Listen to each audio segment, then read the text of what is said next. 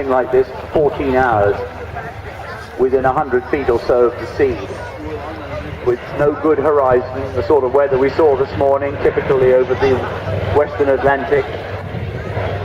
No horizon, instrument and visual flying combined, extraordinarily tiring.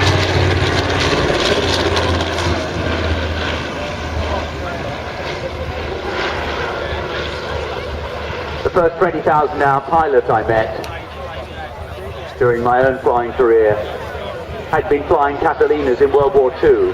They amassed flying hours at an amazing rate.